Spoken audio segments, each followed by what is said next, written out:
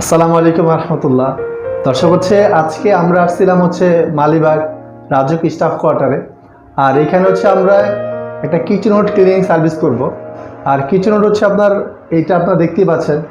আর এটা আপনার RFL ব্র্যান্ডের একটা কিচেনহুড।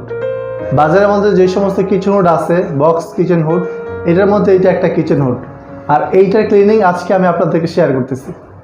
আর দর্শক ক্লিনের জন্য যে সমস্ত পার্টসগুলো খুলতে হবে আমি এটা এখন এক এক করে খুলবো। আর প্রথমত আমি আপনার তেলের অয়েল প্যাক যেটা আছে, অয়েল বাটি দেখতে পাচ্ছেন আপনারা, হ্যাঁ, প্রচুর তেল এখানে জমা আছে। তো আমি প্রথমে এটা খুললাম। দর্শক আপনারা ফিল্টারটা দেখতে পাচ্ছেন, ফিল্টারে ভয়ঙ্কর তেল জমছে ফিল্টারে। দুই পাশটায় দেখাচ্ছি আমি আপনাদেরকে।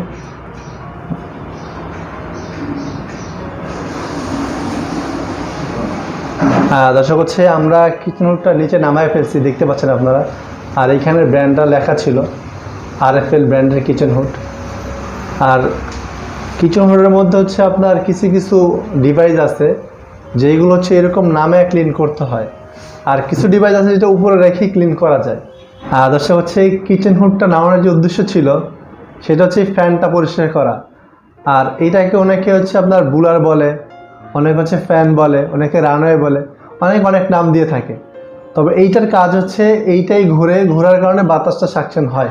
আর এটা আমি আপনাদের সামনে দেখাচ্ছি, দেখতে পাচ্ছেন এটা, এই ভেতরগুলো কিন্তু ময়লায় ভরে গেছে, তেলে ভরে গেছে। এটা যখন ভারী হয়ে যায় তখন এটার ফ্যানের শক্তিটা কমে যায়।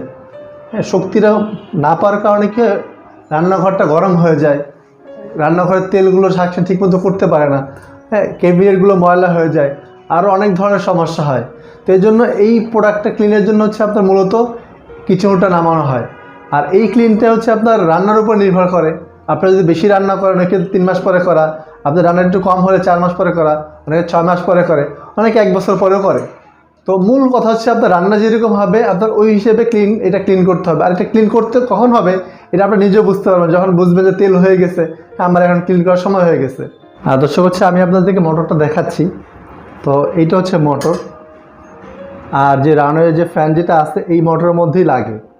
আর এইখান থেকে বাতাসটা ঘুরে এখান থেকে বের হয়। আর এইটা ড্রামের ভেতরে তেল জমে। তেলটা কতটুকু জমে আমি আপনাদেরকে দেখাচ্ছি।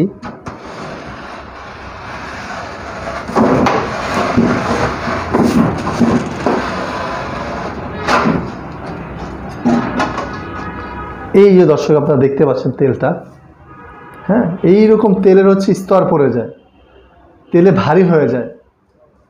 তো তেল স্তর পড়ে যায়, তেলে ভারী হয়ে যায়।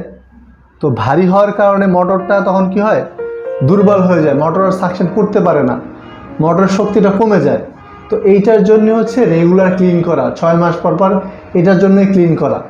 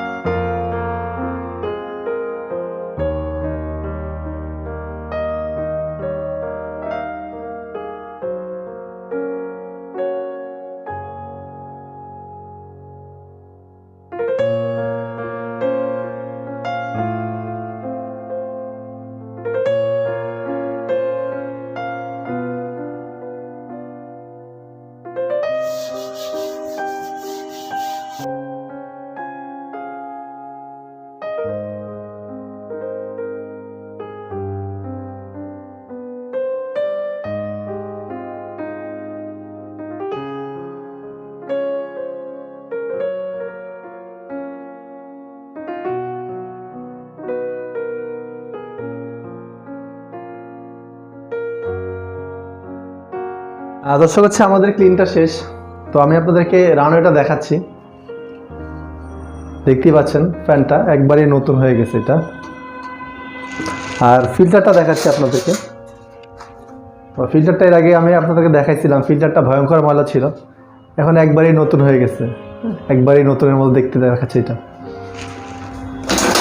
আদর্শ হচ্ছে আমাদের ক্লিন শেষ, লাগানো শেষ, ফিল্টার লাগানো শেষ, আমাদের এভরিথিং কাজ সব কমপ্লিট। এখন শুধু শাইনিং স্প্রেটা দিয়ে দিব।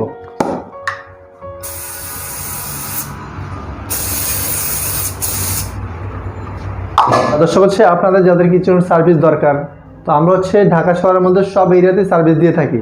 তো আমরা কিচেনহুড আইপিএস সম্পূর্ণ ঢাকা সিটিতে সার্ভিসটা দিয়ে থাকি।